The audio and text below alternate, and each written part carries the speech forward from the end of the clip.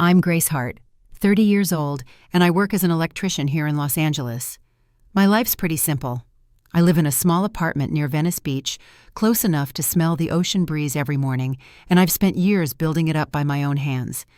But on that morning, everything changed. My phone buzzed, and the text from my mother hit me like a cold wave. "This year, just your sister's family. Ava's bringing her boyfriend. She doesn't want you there. Your blue-collar job would embarrass her." I read it 3 times, hoping I missed something, but the words were clear, and the sting sank deep. I didn't argue. I didn't fight it. I just texted back, "Enjoy," and set my phone down. But as I let it sit, something inside me sparked a slow fire I hadn't felt in years. I wasn't going to spend another holiday in silence, pretending that it didn't hurt. Before I go on, let me know where you're listening from in the comments and hit that like button if you've ever been made to feel invisible by someone who should have seen you. Growing up in Anaheim, I was always in Ava's shadow. She was the golden child, the one with straight A's, cheerleader trophies, and scholarships. My parents couldn't stop bragging about her accomplishments. They never asked about mine. I wasn't the type to chase after accolades, but I had my own things that mattered to me. I loved working with my hands, especially with Grandpa Ray. He was a retired electrician who spent hours teaching me how to fix things around the house. I learned early that there was something incredibly satisfying about wiring a circuit or fixing an old lamp. It wasn't glamorous, but it was meaningful. Yet in my parents' eyes, it didn't count. I wasn't the one in the spotlight. I was just the girl who fixed things.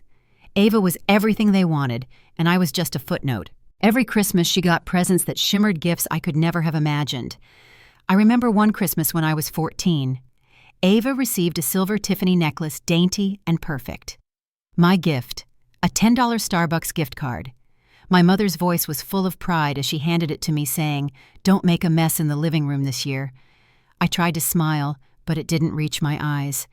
The room quieted for just a moment, and then the attention shifted back to Ava, who was already posing for pictures. That was when I realized something I hadn't fully understood before. No matter how hard I tried, I was never going to fit into the mold they'd cast for me. I wasn't the bright, shiny thing. I was the background. The years passed, but that pattern never changed. Every success Ava had was celebrated like a national holiday, while mine were just housekeeping notes. I spent hours fixing broken outlets, wiring lights, and building circuits. For my parents, none of that mattered. They didn't see it as a career. To them, I was just the girl who worked with her hands. When Ava got accepted into academic camps, my parents threw parties. When I won second place in a local science fair, my father barely noticed. At dinner parties, people would always ask, "What does Ava's sister do?" My mother would say, "Oh, this is Grace, Ava's sister," with that dismissive tone, as if I didn't even have my own identity. That became my name, Ava's sister. By the time I turned 15, I stopped trying to fit in. Ava could have the spotlight. I was happy with my own smaller victories, but when the holidays rolled around, I couldn't escape that familiar ache. I watched the Christmas tree glow through the window, and I remembered the trips I never got to take. I wanted to be part of the moments that mattered, but I was always standing at the edge looking in. It was during one of those Christmases when I was 17 that I realized something I was never going to find what I was looking for in my parents' approval. I had to build my own path in my own way.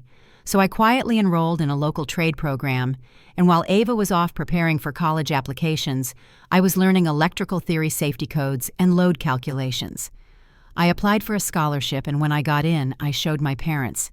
Their response, "Fixing air conditioners, huh? Maybe you should try something real next time." It didn't sting like it used to. I wasn't going to let them define what I was worth anymore. I stopped trying to prove myself to them. They didn't see my value, but I was beginning to understand that what I did mattered. I didn't need to wear a suit or carry a fancy title. My hands were the ones that kept the lights on, and that meant something.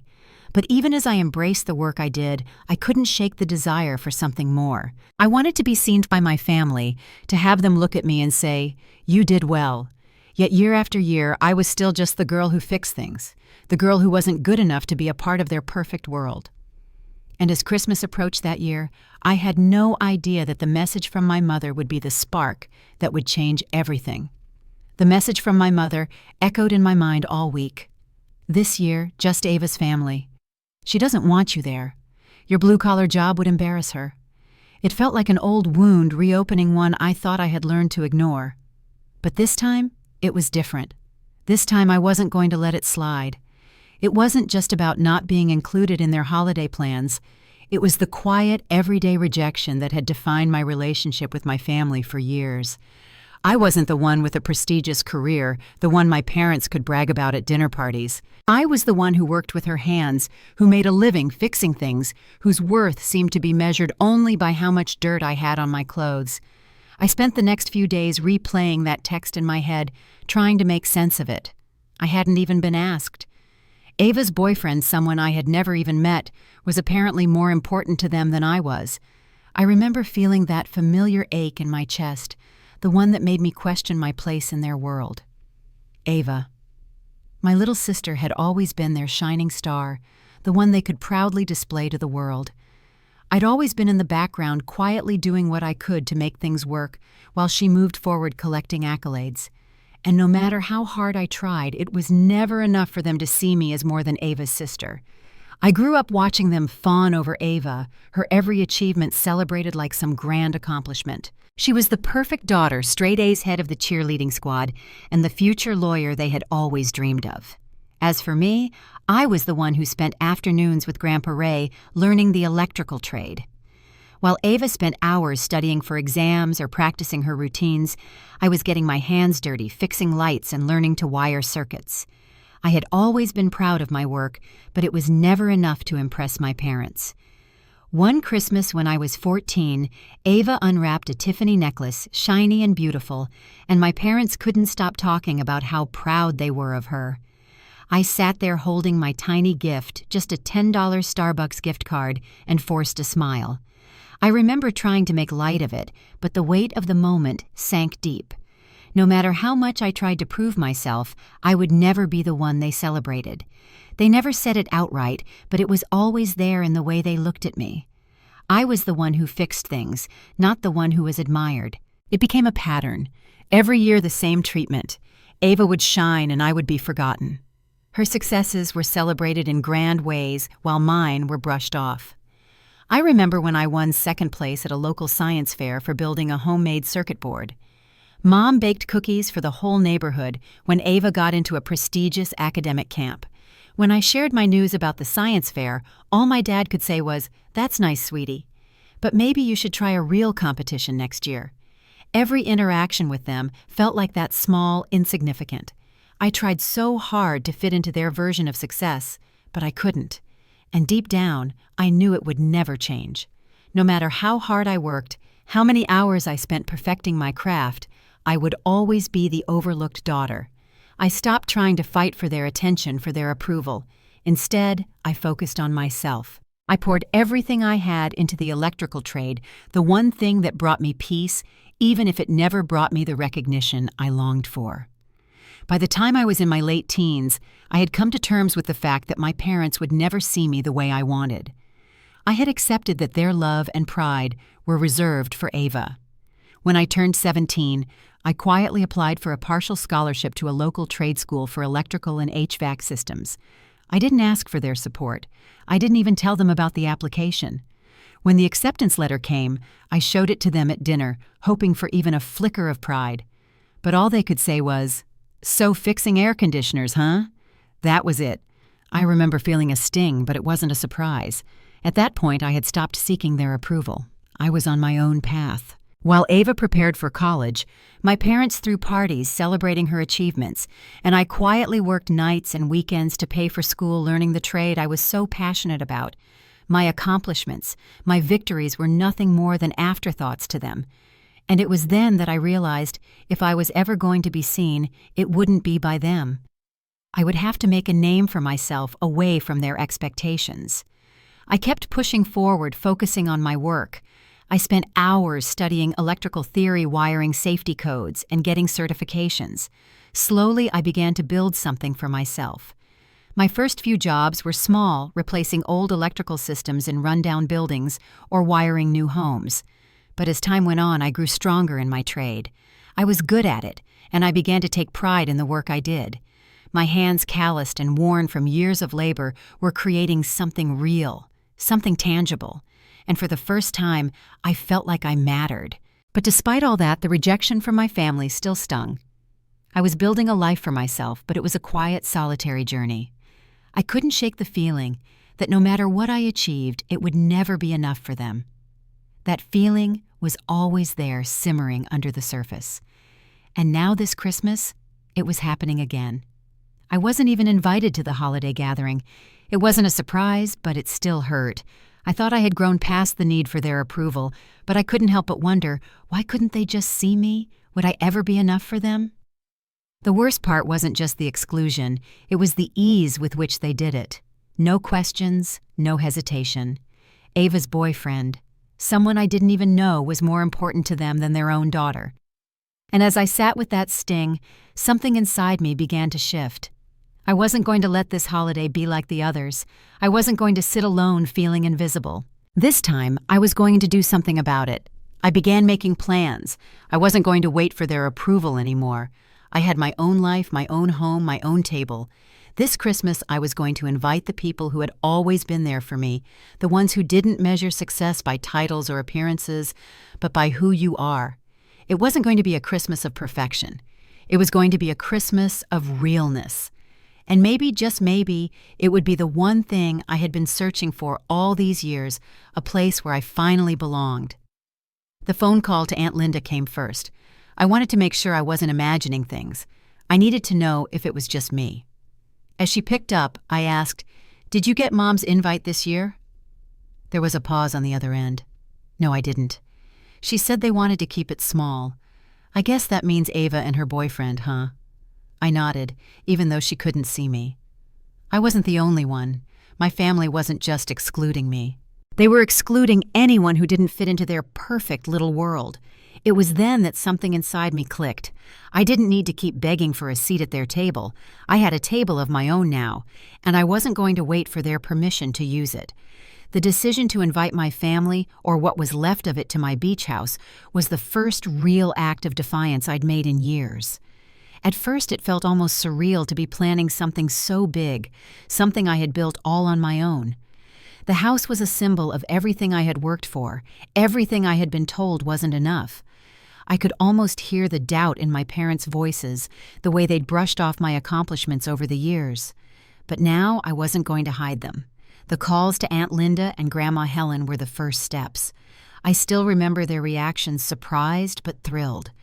They'd both been more supportive of me over the years than anyone in my immediate family. "You have a place in Malibu?" Aunt Linda asked, her voice full of disbelief. "I can't believe it." Grandma Helen, on the other hand, was more matter-of-fact. "I'll bring a dessert, darling. Tell me what you need." It wasn't just that they wanted to be there. It was that they understood what it meant for me.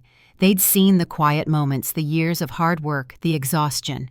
They knew what it took to get to this point, and that's what made it feel different. This wasn't about proving anything to anyone.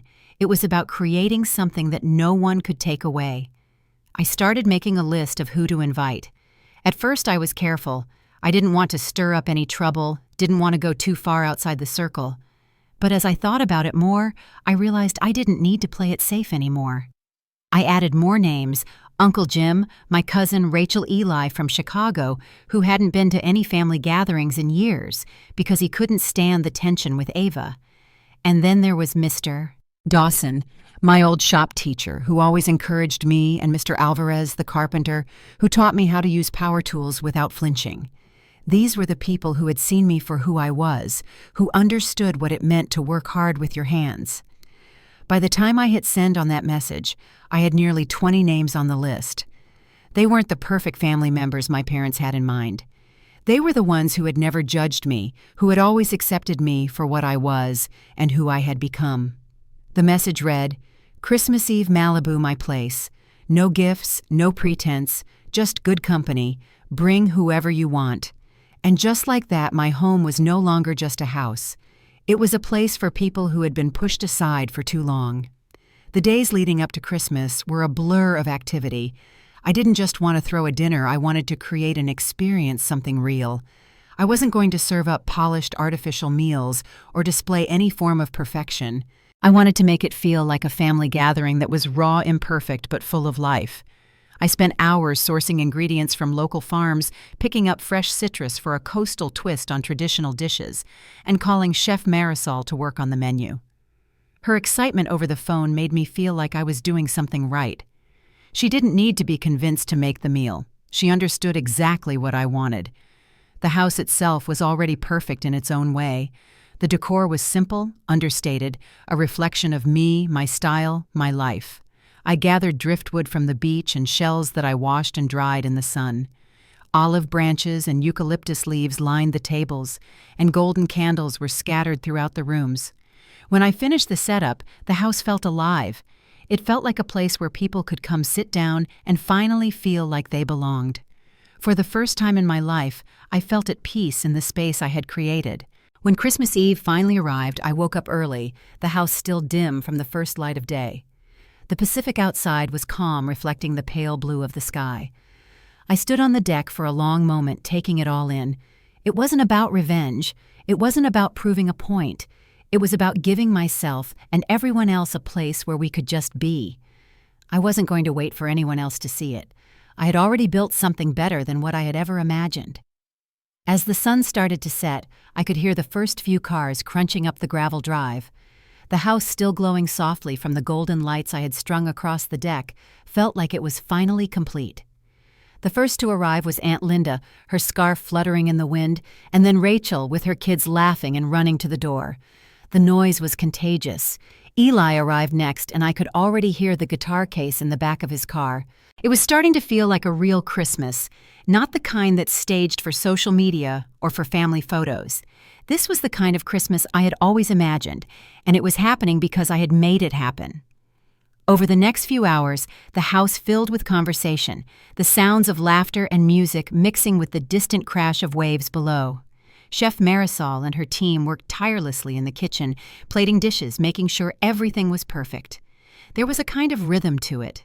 Nothing too extravagant, just good, honest food shared among good, honest people. The room was warm, the flickering candlelight dancing off the walls as we all sat around the table. The kids played with their Lego sets, and the adults passed stories around like a shared bottle of wine. For once, there was no measuring, no judgment.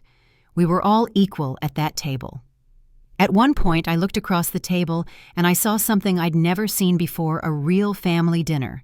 It wasn't perfect. It wasn't flawless. It wasn't polished. But it was ours. For the first time in my life, I felt like I was truly part of something. I wasn't sitting at the edge hoping for a place. I had made a place for myself and for everyone else who had ever felt left out. It wasn't about what they had given me or what they thought of me anymore. It was about what I had built, what I had created on my own. And just as I was beginning to feel the full weight of that peace, I heard a knock at the door. The kind of knock you know isn't just another guest arriving. It was the knock of people who had always made their way back, no matter how long it had been. My parents. As the doorbell rang, a knot of tension tightened in my chest. I knew who it was before I even stood up to answer. The sound of the gravel crunching beneath their tires had been like a warning sign, a reminder that no matter what I built, they would always be my parents. They would always carry the weight of the expectations they placed on me, no matter how much I had fought to carve out my own space. I opened the door, and there they stood, my parents, awkward and uncertain.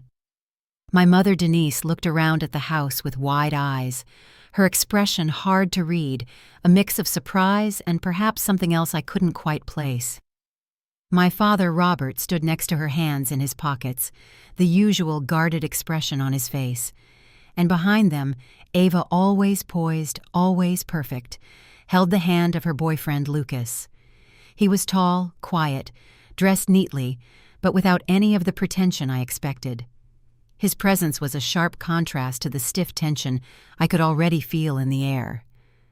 "Hi," I said, my voice steady, but I felt my heart pounding as I stepped aside to let them in. I had built this space for myself, and yet the weight of their disapproval still hung heavy in the air. "Beautiful place," my father muttered, his gaze flickering briefly over the room before he turned back to Ava. "Different from what I imagined," my mother added softly, though I caught a hint of judgment in her tone. "Sit," I said simply. "The food's getting cold." I gestured to the long oak table that I had carefully designed, each seat filled with the people who had supported me. They hesitated before sitting down, Ava's eyes darting nervously between her parents and me. I could feel the unease in the room, and I didn't know whether it was more about my parents or me. It wasn't long before the polite conversation began. Dad turned to Ava, asking about her latest promotion and the latest developments in her career. For a moment, it was as if I wasn't even there. I sat back watching, feeling invisible once again, but I wasn't going to let it slide this time. Not this time. So I started, my voice cutting through the chatter. I wanted to tell you all about my business. We just finished a 7-figure renovation contract for a hotel chain in Santa Monica. The room went quiet. My father barely looked up from his plate. 7 figures doing what? Plugging in lamps, he asked, clearly uninterested. My mother let out a small, dismissive laugh. "That's nice, sweetie, but don't stay up too late working on that stuff," she said, still focused on Ava. "You'll ruin your skin." I stared at them, my heart sinking, but I didn't let it show. Full system upgrades. I continued ignoring the sting of their words. Power distribution, automation, backup circuits, the entire infrastructure. All of it. I worked hard on it. "Oh," my father said, waving his fork dismissively. "Well, whatever it is, good for you. But don't overwork yourself. You'll burn out before you're 30. His words felt like they landed on me like a slap. For a moment, I was paralyzed. I had worked my ass off for years quietly without anyone noticing. And now, after everything I had built, they were treating me like a child who didn't know what she was doing. But I refused to let it hurt me the way it always had in the past. I wasn't that person anymore. I looked around the table at the people who had chosen to be here. It wasn't perfect. It wasn't the polished, pristine family dinners they had where everyone put on their best smiles and pretended everything was fine. But it was real, and I realized in that moment I didn't need their approval anymore. Aunt Linda caught my eye across the table and smiled. Her eyes said everything I needed to hear. I wasn't alone here, and that made all the difference. As I looked back at my parents, the weight of everything, the years of rejection, the quiet dismissals, the constant feeling of being less than, seemed to lift just a little. I wasn't going to shrink anymore. I had built something that was mine. No one could take that away from me. Dinner continued, the awkwardness hanging in the air, but something in me had shifted. This wasn't about winning them over anymore. It was about reclaiming what had always been mine, my space, my worth, and my family, even if they weren't who I expected. I wasn't waiting for them to see me anymore. I had already seen myself. By the time dessert was served, I felt the tension in the room start to ease just a little.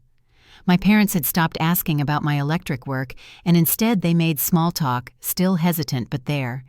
Ava spoke up too, telling us about her new firm, but her words didn't have the same weight they used to. For the first time in years, I realized something. I wasn't trying to compete with her anymore. I was just me, and that was enough.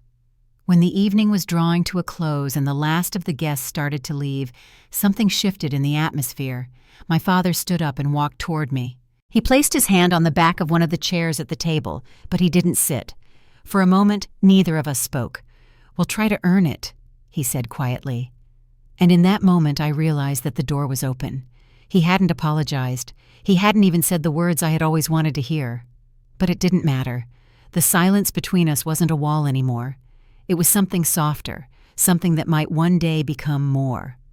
I watched him walk out, and I turned to look at the empty chairs at the table. This wasn't the end. It was just the beginning of something new. Next time I'll tell you what happened when I finally found the strength to confront the ghosts of my past. The conversation that would change everything was just around the corner. The next few days after Christmas were quiet in a way that felt unsettling. My parents had left that night with hardly a word, no more than a few half-hearted exchanges, and that was it. The unease that lingered from their visit was almost worse than the sting of their absence. But I wasn't going to let it linger for long. I had made my decision. I wasn't just going to let my family walk in and out of my life on their terms anymore. I had worked too hard to be the person I was, now the person they had never fully seen, the person who had built something real. It wasn't long before the phone calls started again. The first was from Aunt Linda. She'd been so glad to be a part of my Christmas Eve celebration, and I could hear the warmth in her voice as we talked. She told me how much it meant to her and to Grandma Helen to be invited into a space where they could just be themselves. I never felt so comfortable at a family gathering before, she said.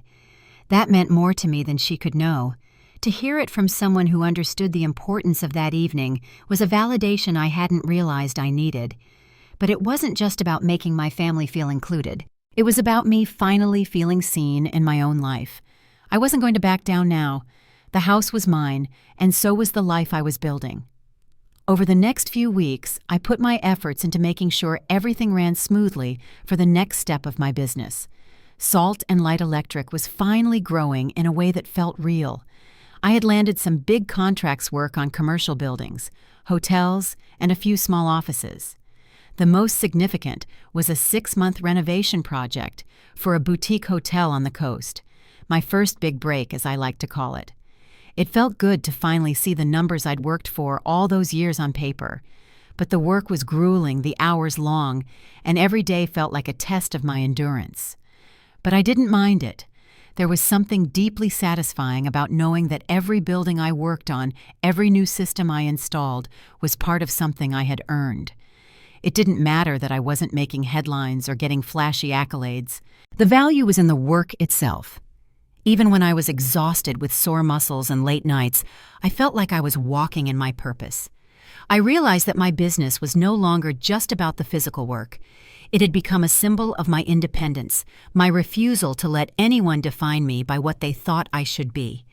The calls from family didn't stop. The messages from my parents were mostly the same, short, almost casual attempts at staying in touch. I couldn't help but notice how distant they had become after that Christmas. But I didn't care. They didn't control my worth anymore. The day I got the email about the new contract with the hotel, I sent a picture of the project plans to Aunt Linda, not for approval, but because I wanted her to see what I had built. I didn't need to show my parents anymore. I was past that.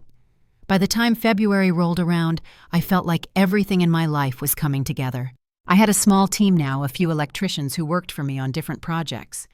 We were starting to get a rhythm, and the feeling of watching something grow from the ground up was like nothing else.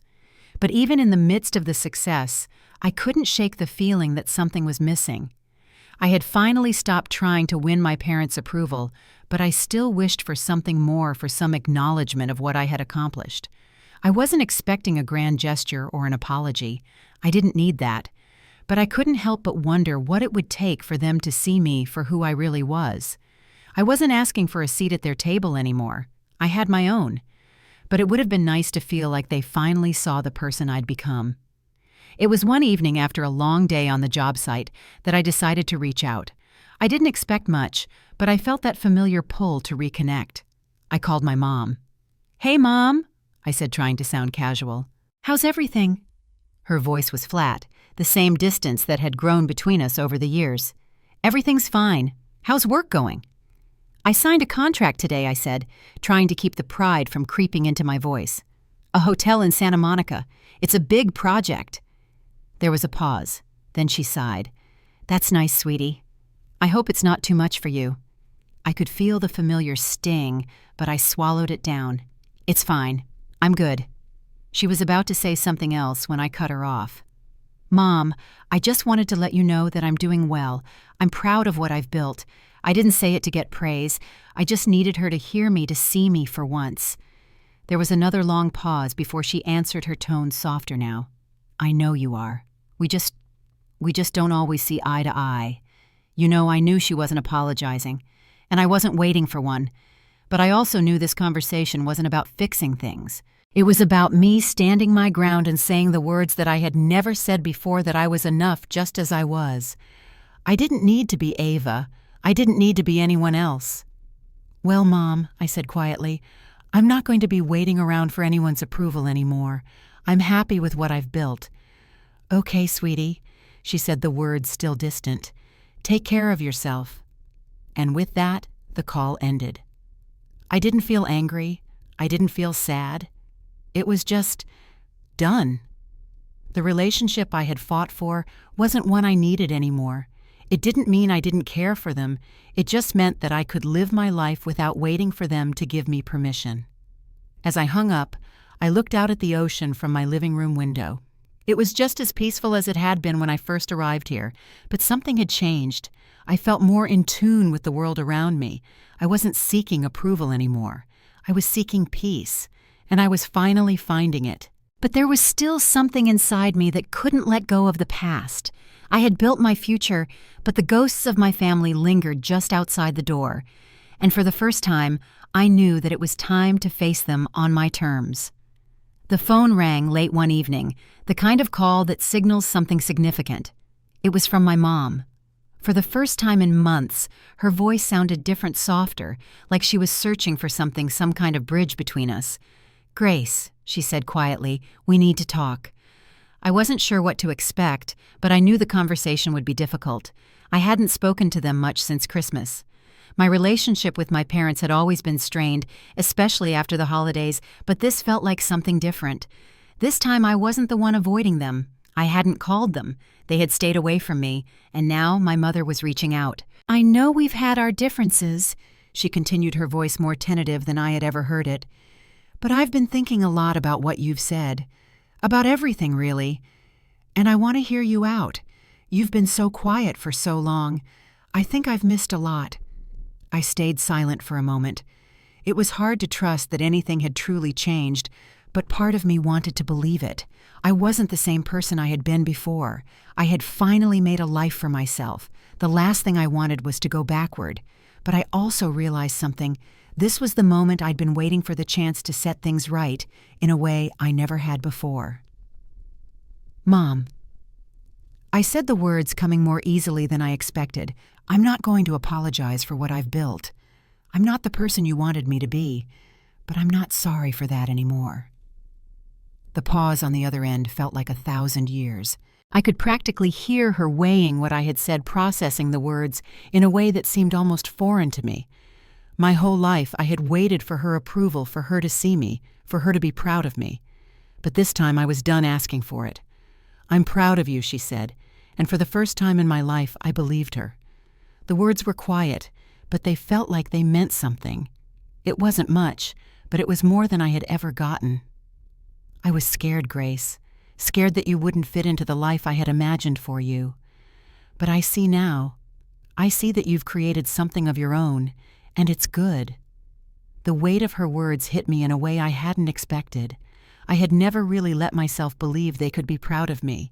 Even when I succeeded, it always felt like I was doing it for them, not for myself. But now it was different. The path I had taken had been mine all along. I wasn't building something to prove them wrong anymore. I was building it because it was what I wanted. We talked for a while after that, and the conversation wasn't easy. There were things said, things unsaid, and a lot of quiet moments where neither of us knew quite what to say. But it was a start. It felt like I had finally gotten something from her that I had waited a lifetime for acknowledgement. It didn't fix everything. It didn't erase the years of feeling invisible, but it was something. After we hung up, I sat in silence for a long time, staring out at the ocean. The waves were crashing against the shore, rhythmic and constant. The house felt quieter now, as if something had shifted in the air. I wasn't sure what the future would look like, but for the first time I wasn't as afraid of it. I thought about what my mom had said about the life she had imagined for me. In her mind, I was supposed to be someone else. I wasn't supposed to be the one working with my hands, building a life from the ground up. But I had done it. I had created something real, something that was mine. And I was finally starting to realize that the pride I had been looking for didn't come from her or anyone else. It came from me. The next few days were quiet. I focused on the work at hand, finishing up projects and keeping the momentum going for Salt and Light Electric. I had clients who needed me, and I had a team that was depending on me. I couldn't afford to stop now. But the weight I had carried for so long, the weight of needing my parents' approval, was lighter. I could breathe again. I had finally let go of the idea that their version of me was the only one that mattered. And then, just as I thought things were settling, the phone rang again. This time it was Ava. "Grace," she said, and there was a hesitation in her voice. "I've been thinking about everything, about you, and about everything that happened. I want to talk." I had no idea what to expect, but I agreed to meet her. We decided to meet at a coffee shop in Santa Monica, a place neither of us had been in years. The air between us was thick with the weight of everything unsaid. When she arrived, she looked different, less polished than usual, like she had been carrying something heavy. She didn't sit down immediately. Instead, she stood there looking at me, like she wasn't quite sure where to start. "I'm sorry," she said. After a long pause, her eyes flickering with something I hadn't seen before. Guilt. "I should have seen you. I should have supported you. But I didn't. I've always been so focused on what I thought was right, I never saw you. I was jealous. I don't know why, but I was." Her words surprised me, but I didn't let them catch me off guard. I had heard this before the apologies that came too late. But there was something different in her tone, something real. "I never wanted you to feel like I was trying to compete with you," she continued. "I've always admired you, Grace, and I was too afraid to admit it." I sat there letting the words sink in, and for the first time in years, I saw my sister differently. The resentment I had carried for so long started to fade. It wasn't gone, not yet, but the tightness in my chest loosened just a little. "You're right," I said, my voice steady but soft. "But it's not just about what you did or didn't do. It's about what we all failed to see." She nodded, her eyes brimming with sincerity. "I understand. I'm sorry, Grace. I really am." The silence between us wasn't uncomfortable. It was just real. For the first time, we were seeing each other as equals. It wasn't about the past anymore. It was about the future we could create if we allowed ourselves to. The conversation didn't fix everything. It didn't make all the hurt go away. But it was a start. Ava and I were finally on the same page. And for the first time, I felt like I had a family that could see me not just for what I could do, but for who I was. As we left the coffee shop that day, I couldn't help but think about everything that had led to this moment. It wasn't just about the house, the business, or the contracts. It was about reclaiming my worth. And as I walked away, I knew that the next chapter wasn't just about fixing broken relationships. It was about letting go of the need for validation. It was about standing on my own. And the best part, I was finally beginning to feel like I belonged, not just in their world, but in my own. The phone call came on a Thursday afternoon just as I was wrapping up a long day at the office. It was from Aunt Linda. Her voice was tight, a little nervous, but there was an urgency in it that made me stop what I was doing. "Grace," she said, her voice a little shaky. "I need to talk to you. It's about your parents. They're planning something, and I think you should know." I felt a cold knot form in my stomach. There had been something off about the way they had left after Christmas. The quiet tension between us had lingered, and it seemed like they hadn't quite finished with me. I had built my life on my terms, but the remnants of their control were still there like shadows lurking around the edges. "What do you mean?" I asked, keeping my voice steady, even though my heart had started to race. "I don't know all the details, but I think they're trying to make it look like you don't want anything to do with the family. They're telling people you're cutting them off, that you don't care about them." Aunt Linda's words stung more than I expected. I didn't answer right away. My parents had always had a way of spinning things. They had spent years making me the villain in their story, and it looked like they were doing it again. But this time, it was different. This time, I wasn't going to let them control the narrative anymore. "I see," I said slowly. "And what are you telling people?" I'm telling them the truth. That you've worked hard for everything you've built, and they have no idea what it's been like for you. But I'm worried this is going to get worse. I exhaled slowly, my mind racing. It was clear now this wasn't just about a holiday dinner. It was about my parents trying to rewrite our history, trying to paint me as the one who had walked away. It wasn't just their rejection that hurt anymore. It was the manipulation, and that I couldn't stand. "Thanks for telling me, Aunt Linda," I said. "I'll deal with it." The rest of the afternoon passed in a blur. I couldn't stop thinking about what Aunt Linda had said. It wasn't just a matter of my parents excluding me anymore. They were trying to change the story, twist it, in a way that made me look like the one at fault, and I knew that if I didn't act, they would win again. This was the moment I had been waiting for, the moment when I could finally take control of my own story. I spent the evening at home pacing back and forth in my living room, thinking about what to do next. I knew it was time to stop playing their game. It wasn't enough to let the past go. I had to face it head on. But I also knew that I wasn't just fighting for myself anymore. I was fighting for everyone who had ever been left out, ignored, or misunderstood. By the time I woke up the next morning, I had made my decision. I wasn't going to let my parents dictate the narrative any longer. I wasn't going to let them turn my life into a story where I was the villain. So I made a plan. I called my lawyer, Rachel Winters, the one person I trusted completely.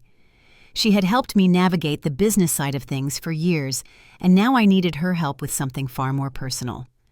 I had decided that I was going to take my story public, not to hurt anyone, but to finally set the record straight. "Rachel," I said, after she picked up, "I need your help. My parents are spreading lies about me, and it's time to take control of the situation." She was quiet for a moment, as if processing what I had said. "What do you have in mind?" she asked, her voice steady. "I'm going to write a letter to the family, a statement explaining the truth. But I want it to be clear that I'm not hiding anymore. I'm not afraid of them, and I'm not going to let them make me feel small." We talked through the details, and by the end of the conversation, I knew exactly what I needed to do. The letter would be sent to every family member, every person who had ever been a part of our lives. I wasn't going to keep hiding in the shadows anymore. This was my time to step into the light, no matter how uncomfortable it might be. The hardest part wasn't writing the letter, it was finding the courage to actually send it. I had spent years trying to avoid conflict, trying to keep the peace, but that peace had only come at the cost of my own happiness. I wasn't doing that anymore. When the letter was ready, I took a deep breath and hit send. It wasn't just about exposing the truth, it was about reclaiming what was mine, my life, my story, my dignity. I knew it wouldn't be easy, and I knew there would be backlash, but it was a price I was willing to pay. I wasn't afraid of the consequences anymore. I had built something solid, something real, and no one could take that away from me. Later that afternoon, I received a message from Rachel. "The letter has been sent. Your parents are going to be furious, but you did the right thing." I sat back in my chair, letting out a breath I hadn't realized I was holding. It felt like I had just let go of a weight I'd been carrying for far too long. But the next morning, the calls started flooding in. My parents, of course, were the first to call. "Grace!" My father's voice came through the phone, tight and controlled. "You don't know what you've done. Do you realize how much damage you've caused? How embarrassing this is for the family?" I could hear my mother in the background, her voice faint but just as furious. "This isn't the way to handle things, Grace. You've embarrassed us all." I didn't flinch. "You're wrong," I said, my voice steady. "What's embarrassing is how you've treated me for all these years. What's embarrassing is how you've excluded me from the family while making Ava the center of everything. But I'm not playing along anymore." There was silence on the other end, and I knew I had finally said the words that needed to be said. My parents didn't know how to respond. They had spent so many years manipulating me, trying to make me feel small, but now I was standing up to them, and they didn't know what to do with that. My father finally spoke, his voice quieter. "We didn't want it to come to this." Well, I said my words calm but firm. "It's already too late." I hung up the phone and sat there for a moment, letting it sink in. The world wasn't going to fall apart just because I had finally spoken my truth. In fact, for the first time, I felt like I could breathe. But I knew the hardest part was still ahead. The consequences were coming, and I wasn't sure what they would look like. But I also knew that I had done what I needed to do, and that in itself was a kind of freedom. It was a week after I had sent the letter when I finally felt the weight of everything settle into place. The messages from family kept coming in, some still angry, some confused, and some shockingly supportive. The first real change was that the silence had broken. No one was pretending everything was fine anymore, not even me. There was no more hiding behind the veil of family perfection. We were finally facing the truth raw and unfiltered. The hardest moment came when I walked into my parents' house again. I had avoided it for so long, but I knew it was time to face them, face the people who had made me feel invisible for so many years. I didn't go in with expectations, but I knew it would be a defining moment. Aunt Linda was there waiting for me outside. "You sure about this?" she asked. She had been my greatest ally throughout everything, and I could tell she was just as nervous as I was. "Yeah," I said, glancing at the house. "It's time." We walked inside, and there they were, my parents. Ava sat beside them, as usual, her eyes avoiding mine. The tension was almost unbearable. But there was something different this time. It wasn't the usual dynamic of me shrinking back into the background. This time, I was standing my ground. I greeted them calmly, my voice steady, even if my heart was racing. Grace. My father said, his voice heavy with something I hadn't heard before. Guilt, maybe? We've been thinking about everything you said. I didn't interrupt, I just waited. Mom cleared her throat. We were wrong. About a lot of things. I guess we never really saw you for who you are. We thought we knew what was best for you. But that was wrong. I didn't know what to say. For a moment, I just stood there letting the words hang in the air. I hadn't been expecting an apology, but there it was. It wasn't perfect, it wasn't grand, but it was real. I've built my life for me, I said quietly. I didn't do it for you or for anyone else. I did it for me. And that's enough. Ava finally spoke up, her voice shaky. I've been jealous of you, she admitted, her eyes meeting mine for the first time in years. Not because of what you have, but because you've always been true to yourself. I've spent so much of my life trying to be perfect. I thought I needed to be like you. I had no idea how to respond, but hearing her say those words, it felt like something finally shifted. Ava wasn't the golden child anymore. We were just two people trying to make sense of our past, and maybe, just maybe, we could start over. The silence between us wasn't tense anymore. It felt lighter, like the first breath after holding it in too long. I didn't know if we would ever be close, but it didn't matter. What mattered was that we were both finally being honest. My parents didn't say much more after that. There was a softness in their eyes I hadn't seen before, and as we sat there, the weight of all the years we'd spent trying to be something we weren't seemed to lift just a little. The next few weeks brought more change. I was still working hard, of course. Salt and Light Electric was growing at a pace I never imagined, and each project I took on felt like a validation. But the most profound shift came within my family. Things weren't perfect, and they might never be. But we had moved from pretending to something more real, more grounded. Aunt Linda and I had a quiet conversation one evening, long after the dust had settled. I'm proud of you, she said, her voice full of warmth. You didn't just fight for yourself. You fought for your family, too, even if they couldn't see it at first. It hit me then, this whole journey wasn't just about building a business or proving a point. It was about reclaiming my own sense of worth. It was about stepping into my truth, no matter how messy or imperfect it was. I hadn't realized how much I had needed validation from my parents until that moment. And while I hadn't gotten all of it, the validation I had craved most my own was finally there. One quiet evening, as I stood by the deck of my Malibu home, the ocean stretching out in front of me like a canvas waiting to be filled, I reflected on how far I had come. The house wasn't just a physical structure, it was a symbol of everything I had fought for. My family had built their own world, but this world, my world, was mine. And for the first time, I felt like I truly belonged in it. Not because of anyone else's approval, but because I had earned it. With every step I had taken, every sacrifice, and every mistake, I had earned this place. There was still so much to do, so many projects to finish, so many dreams to chase. But for now, I was content. I was home. Not just in the house I had built, but in my own skin. As I watched the sun set over the ocean, casting a warm golden glow on everything around me, I smiled. I wasn't just the electrician anymore. I was Grace, strong, independent, and proud of the life I had created. And that was enough.